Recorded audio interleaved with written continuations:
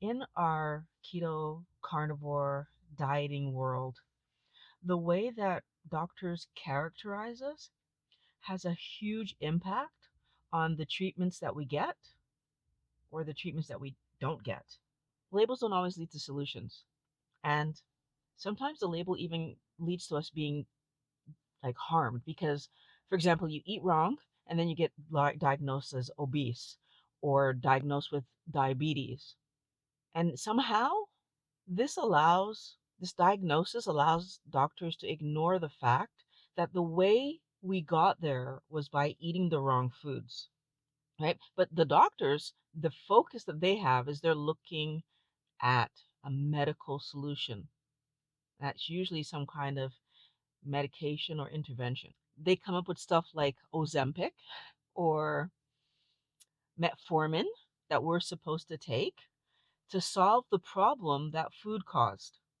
That label allows them to look at this thing that my body is doing, storing fat or raising my insulin, as a problem, even though my body is absolutely right to do it because I'm overeating carbohydrates. I'm putting something in my body that's dangerous for me. My body is countering it by storing fat, raising my insulin to get the sugar out of my blood where it would be toxic if it stayed there. Labeling me allows the doctor to then give me medication because I have a disease rather than I'm doing a poor action daily. Labels turn normal into a diagnosis. And I want us to really pause and think about that, Wellness Warrior. That label turns the normal behavior, the correct behavior of our body into a problem, into a diagnosis, into something that's medicated. Because now the focus is on forcing my body to be thin or forcing my body to have low insulin. Not even low insulin, because my insulin is being raised to force my body to have low blood sugar when my body was already raising my insulin to lower my blood sugar. Clearly, raising my insulin to lower my blood sugar isn't working.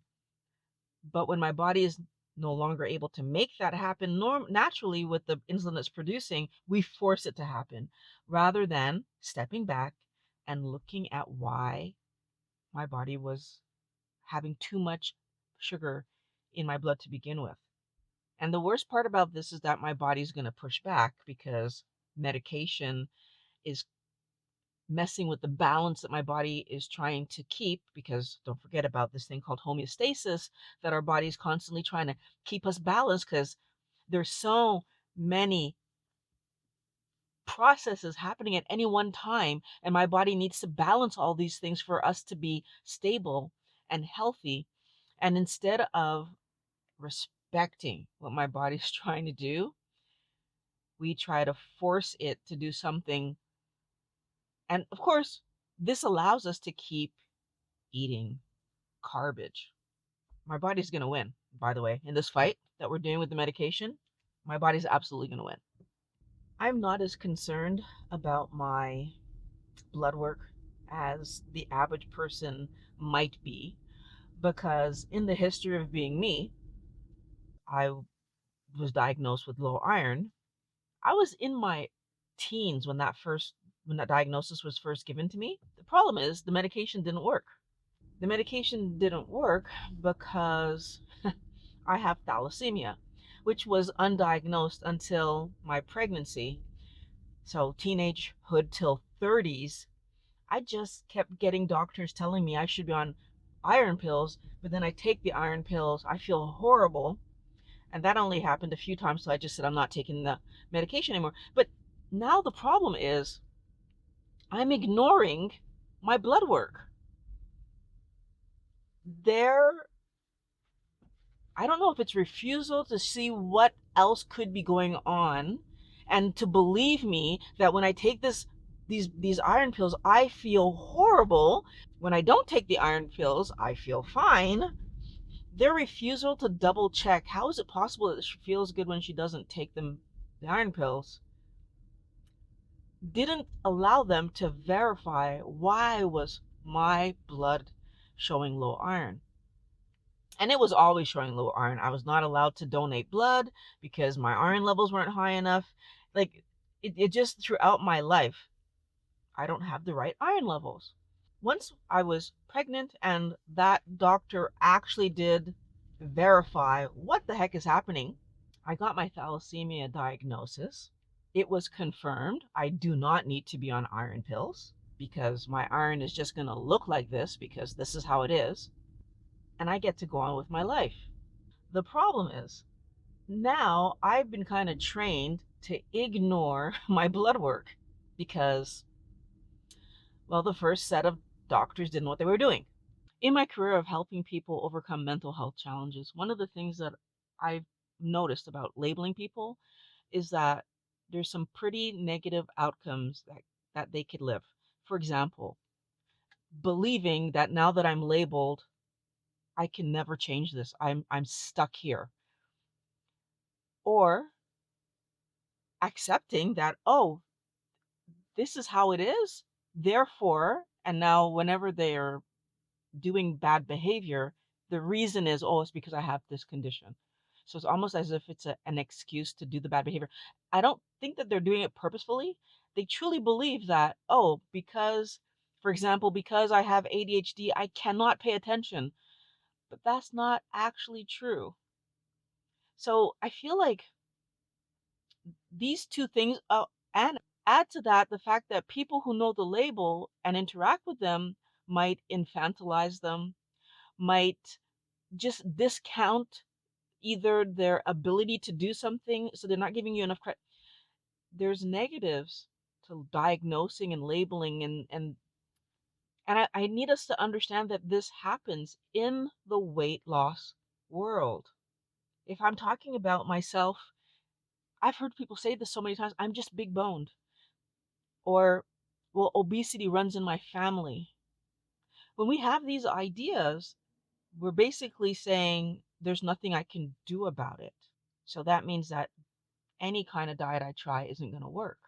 But I can honestly tell you, I think I was making a huge mistake because while I was ignoring my blood work, my weight was rising, my pain was increasing, things were not going well. I honestly should have been paying more attention to it, but I wasn't. And the only reason that I wasn't was because of my frustration with doctors assuming that because the numbers for me were low, I must not be eating enough red meat. That was the assumption they were making without believing my parents, who increased my red meat consumption dramatically, as much as I hated it, because eating the red meat also made me feel sick. This wasn't a case of she needs to eat more red meat. This wasn't a case of she needs more iron in her system. It was a case of I have a condition that called thalassemia that was in showing some kind of low blood iron levels that actually were not impacting me negatively. Again, a case of my body functioning the way my body's supposed to function and doctors not verifying, okay, so what are the negative impacts and repercussions of this low blood iron that we're telling this person that they have? Was I lacking energy and falling asleep all the time? And was I having the classic signs of someone who has low blood iron? One of the biggest frustrations that I have is based on the fact that the blood work that you get done is being compared against the norms of society today. Honestly, Wellness Warrior, there's a huge problem with that. The norms of society today are based on people eating garbage all the time. The norms of society today are based on people eating ultra processed foods as the mainstay of what they eat. And we don't realize that that's even wrong to do because that's all we've known to do because we've been doing it for so long. And then our blood work looks normal because compared to other people eating the wrong things on repeat every single day, even though our blood work is horrible. Yeah, the way that I want you to think about it is if we look at dogs in the wild, they're muscular and lean. But if we look at dogs in the city that live with us humans, they're fat, have barely any musculature that's quality, and to get up on a bed, they need stairs. That's how fat these dogs are living in the city with us. Those dogs that live in the wild, they hunt for their food, right? And because they have to hunt, their minds are kept fit, their bodies are kept fit, and they're eating the correct diet compared to the dogs in the cities that are eating kibble and treats because we got to treat our dogs. They don't. They're sick. Wellness warrior. We're ruining our pets' health, and we don't see that the reason we're ruining their health is because we're treating them like us, right? We are feeding our animals like if they're little people, and we are feeding them poorly. I remember I was talking to this older man, and he was like, we were having a conversation. I was working at the city at the time, and he's like, you know, it used to be that you went to the doctor when you felt poorly. You didn't just go for no reason. And their goal was to figure out what was wrong with us, make us feel better, and we go away, right? And compared to today, where he said, like, we go to the doctor every year, why? Now, when he said that to me, I'm like, why do we go to the doctor? Well, at the time, my thought was, and what I said to him was, well, so they can make sure that you're okay and find anything that could be wrong with you, and we can jump on it quickly. But can I point out, Wellness Warrior, that in my history of living my life and being involved with doctors, that's not what I see happen. I was going to the doctor. My weight is rising. I'm in pain all the time. A lot of people go to the doctor and they're having bowel issues. Luckily, I didn't have that, but that's another thing I hear a lot about. All of these things are signs that there's something wrong with your body. Some people are going to the doctor, their mental health is shifting, and their memory is going. All of this is signs that there's something wrong. Does the doctor do something immediately when you tell them about these problems? I can tell you no, because in my case, my joint pains were not addressed immediately. So if the doctor's goal is to find the problems early, help me understand why it is that these signs that my body is failing are ignored. And I honestly think it's because the solution at that point, which would be change your food, is not profitable. But if I changed my food, would my obesity and road to diabetes have been adjusted, had been changed? And my experience now today says absolutely. But unfortunately, those yearly medical appointments, well, that's money in the doctor's pocket. And those yearly medical appointments that don't point you towards food, but either point you towards some kind of medical intervention or keep you waiting for that medical intervention, eventually those visits will be profitable.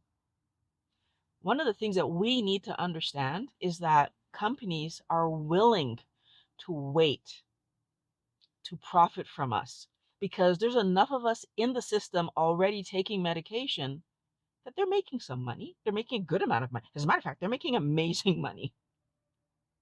And if they wait a little longer for the rest of us to get into the system, they will make even more money. And by the way, what a lot of us don't know is that some of these food companies are already linked to the medications and the pharma. And like the top of the top of the top are touching all of these things. It frustrates me that doctors encourage diets that don't work. These diets have been shown not to work. Why do doctors encourage them? And I can say that, by the way, that the diets have been shown not to work because whether the diet is supposed to heal a physical problem or a psychological problem or a weight problem, regardless of why the doctor is giving you that diet to try. We've done the diet, right? We've listened to our doctor, done the diet, not gotten results, gone back to the doctor, been accused of not doing it properly or not doing it at all, double down at home, go back to the doctor after not getting results. We've done that on repeat. But I'm even more confident because how many fat doctors have you encountered? I know I've encountered many. How many doctors have you encountered with arthritis? How many doctors have you encountered that are shaking as if there's some beginning of some kind of Parkinson's or something coming on? How many doctors have you encountered with health problems? If the diets worked, the doctors wouldn't have those problems. They're suffering like we're suffering because the diets that they're actually telling us to do to solve the obesity internal health problem or mental health problem doesn't work. Eat less, move more, never worked. All these, if you're eating garbage, it's not going to work. What's even more frustrating is that our doctor should be able to talk to the inflammation that we have and the health struggles that we have and help us to problem solve it together with us. I mean, that's what they trained for, or at least that's what I thought they trained for.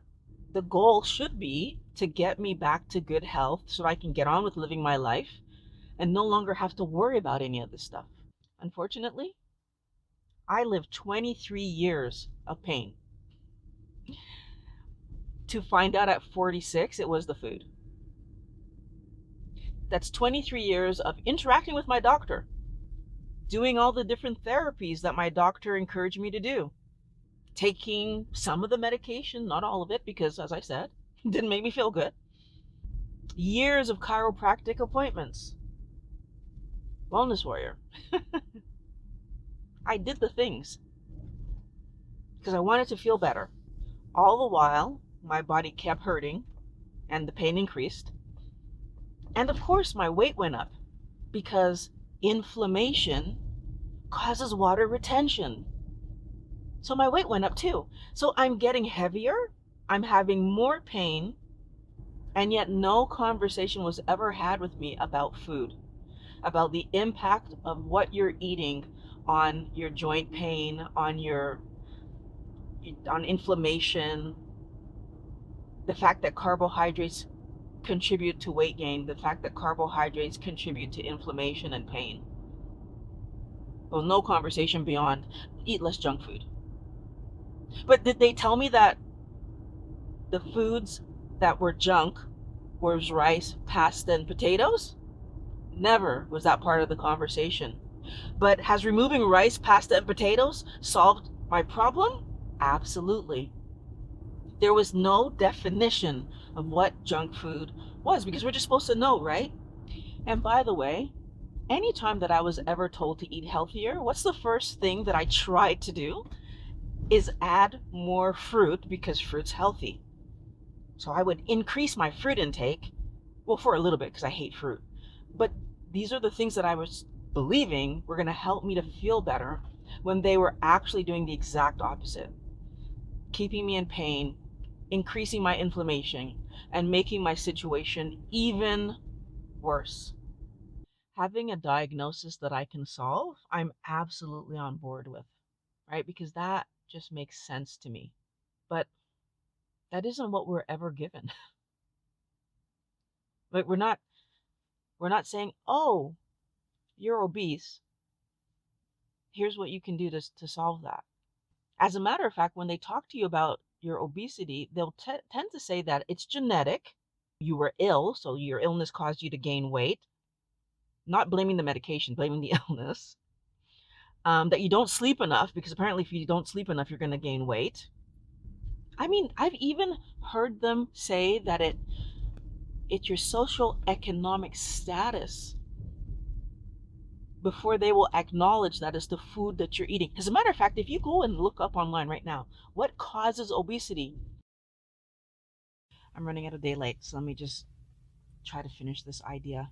There isn't a way for any of us to get control of our health, to get our weight under control, to live our lives in a comfortable position if we're not being pointed at what's really going to change things.